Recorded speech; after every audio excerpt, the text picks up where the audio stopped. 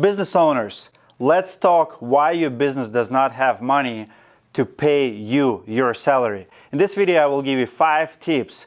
How much should you be paying yourself? Are you paying yourself too much, or are you not paying yourself enough? Last week, I had a conversation with one of my students in a really good market who's paying himself only $400. And we're trying to figure out how that business owner can pay himself more. But also, I have a lot of business owners in my circles who are taking too much from their businesses and putting their businesses in jeopardy. There are a few rules you need to know, and one of them is break-even point of your business.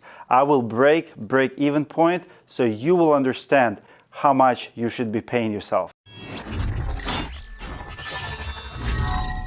Guys, paying yourself is not as easy as it sounds. If I would ask you how much you do pay yourself, you think, well, it's easy, as much as you possibly can. You are wrong. You should be paying yourself market value, and we'll talk about it. But first thing first, you should be paying yourself enough to live, right? So you always have to start with your minimum wage. When you open a business, very first decision that you have to make, how much money do you have to make? You have to start with your pay first.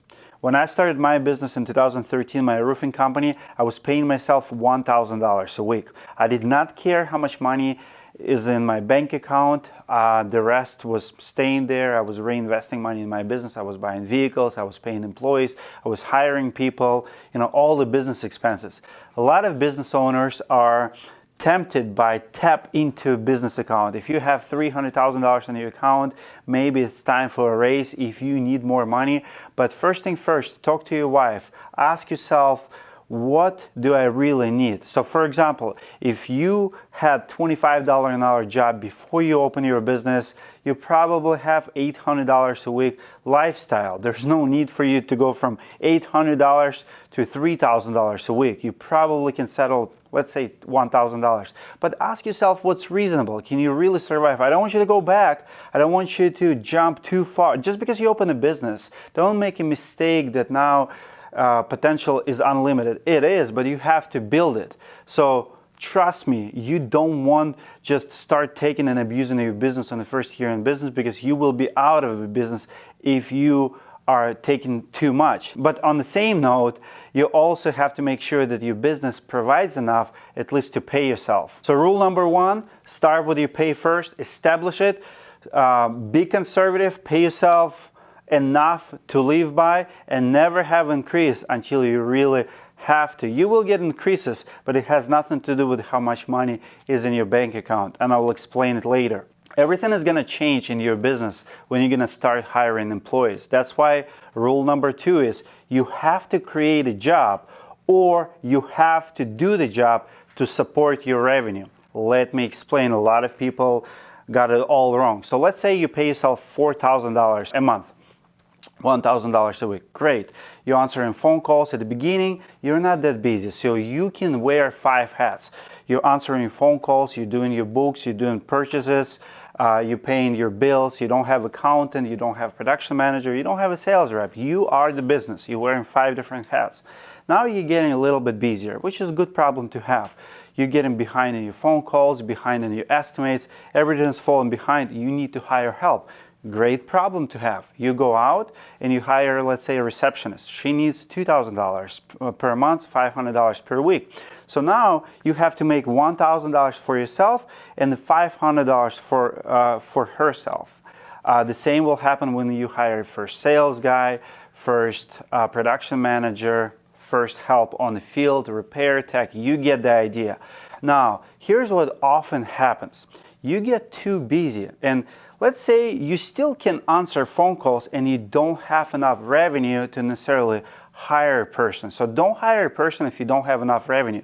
For example, let's say your business does $50,000 a month right now, and you go and hire your brother-in-law because he needs a job. And the very next month, you still do $50,000 in sales. So nothing increased, you just increase your overhead.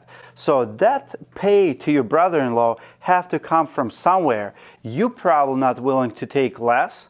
You still pay the same bills, everything the same, your revenue is the same. So you simply don't have enough revenue to support yourself and that person. So what you have to do, you either have to do the work yourself, you have to create the job, or you have to do the job. I've seen it too many times in the contractor's world. Contractor, open a business, buys the truck, and hires everything out. He doesn't want to do his marketing. He doesn't want to answer phone calls. He doesn't want to do the job. He hires people for everything, but he doesn't have a revenue to support it. So if you want to be in the middleman, it's okay, but you have to have enough revenue to pay everyone. So in the beginning, and I literally, guys, seen it. So if you don't have money to pay your receptionist, don't hire a receptionist. Answer your phone call yourself. If you don't have money to pay your production manager, don't do it, because you will run out of money fast, and two things will happen. Either you're going to be out of business yourself because you're not paying yourself enough, or you will go broke, or you're going to start screwing people. See it all the time. On this channel, we talk about those guys. You will get in trouble if you don't have a revenue to support your pay and your employee pay. Your pay always should be contingent on your revenue. And if your revenue goes down, your pay have to go down, or you have to let employees go. Money have to come from somewhere. So your revenue have to support all the positions in your company. That includes you. So usually 3 big mistakes are happening. Number one, your revenue increases and you refuse to hire people. You're gonna burn yourself out. You're gonna burn people around you out. That's a mistake. You do have to hire people when revenue increases. Big mistake number 2, business owners stop working themselves. They remove themselves from the business too early, stop doing the job. So now you don't have a position, you're not producing anything, people do it, but you still take your pay, and sooner or later that revenue, maybe in the beginning it was fine, but sooner or later revenue gonna start going down. That's why you see these big, huge corporations go out of business, and you ask yourself, why? 50, 75-year-old company goes out of business because they don't have enough money.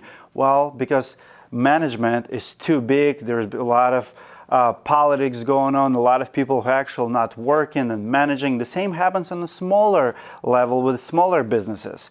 You know, like business owner think that he's doing fine, he removes himself, still pays himself. That pay becomes tax on the business because you probably one of the highest paid people in your company because you're the owner, you deserve it. Well, if you're not producing anything, you don't always deserve it. And mistake number 3 is you don't make people accountable. Happens a lot in the family-owned businesses. When you have your family, your friends, so you recruited someone from your circles. You think you guys are doing great and you're an amazing team. Well, if you're honest with yourself and you're honest with your numbers never lie. If your revenue is not increasing and you're not making money on paper, guess what?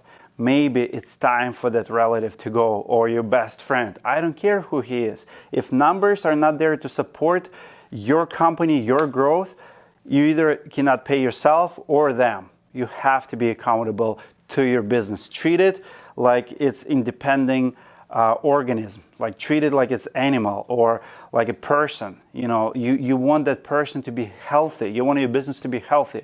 Otherwise, you'll get in trouble and you'll get sick, and sooner or later will die. Tip number 3, always focus on net profit. So many business owners completely neglect it. So net profit in the roofing business, golden rule is 10%. So if you do $1 million a year, it's $100,000 after you pay yourself. So many business owners just focus on the growth numbers, right? So you sell the job for $10,000, $3,000 labor, $3,000 materials. You think you made $4,000. You didn't. It's a gross. You can't focus on gross. Gross is always big. So you have to look at your volume, at your overhead, and you have to pay yourself accordingly so you always have at least 10% net. If your net profit margin is a couple percent, most likely you're paying yourself too much. So a lot of business owners take too much from the business, so their business has nothing to show. So for example, if you do $1 million and you pay yourself $200K salary, I guarantee you business not going to have 10% net, probably going to have 2%. You get the idea. Business have to be profitable on the books. So if you pay yourself $60,000, $70,000 on the $1 million, your business will actually show $100,000, $120,000 maybe profit on the books. Now you have a sellable business, amazing business model. Now you can scale it to 2 million, 3, 4, 5, increase your pay while 10% profit margins in the business also stays. Rule number 4, you have to pay yourself from your overhead. So for example, that $1 million business should have about 10% of overhead. It fluctuates, but 10% is a good rule. So $100,000, that's for you and maybe a receptionist. By the way, $1 million business should only have 1 or 2 employees. If you have $5 million business, your overhead cost and your overhead expense should be about 10%. That includes your office expenses, and employees. $500,000 in a $5 million company should pay for good receptionist, production manager, maybe supplementer and stuff, and your salary as well. You have $500,000 to split between, let's say, 4 or 5 people. That's 6-figure incomes for few of them. You get the idea. So if you follow those rules, not only your business is going to be profitable, but you will never get in trouble. Now, if you are doing $5 million a year and you're paying your people $1 million, that's 20%. Money have to come from somewhere. You're either going to fall behind in your bills with your suppliers, or your subs, or your some kind of bills, or you're going to start taking loans. That's not healthy business model. So 10% is a good rule of thumb how much to pay yourself and your employees. And my last tip, number 5, actually comes from this book right here, Leaders Eat Last, Pay Yourself Last. Simon Sinek, I'm going to put link below in description. Absolutely love Simon, amazing book. You have to think about your employees and your business first. I cannot tell you how many times I went for 3-4 months without paying myself, but supporting my team, supporting my business. It's good business strategy. You're the business owner. Stop thinking about yourself and your hustle and how you just deserve lavish lifestyle and you have to compensate yourself on all the stress and everything you take on. You don't. If you don't have money in the business to pay your employees, you don't have money in the business to pay yourself. And I see so many guys out there in the contracting world, they get in financial troubles.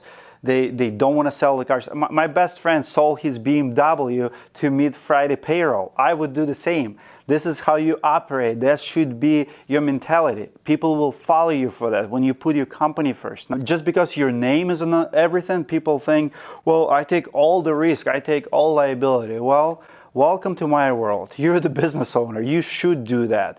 You should also eat last when you already completed all your obligations.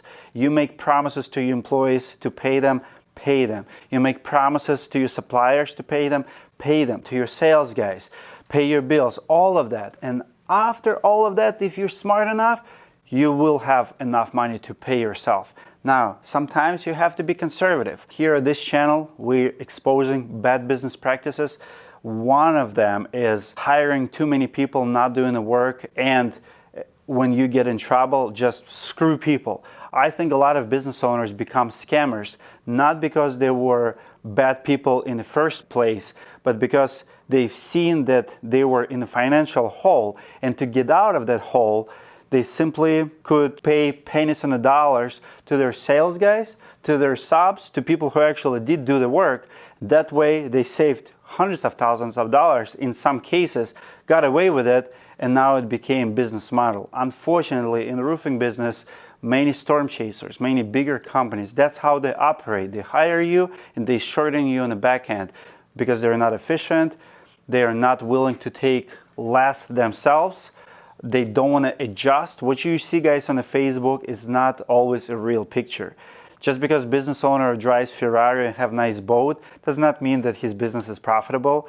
Let's face it, a lot of times it's because he took a little bit too much and he didn't pay a lot back to his employees or sales guys or vendors or partners. Some guys like to file bankruptcy, write the debt off and start over. Well, very shady.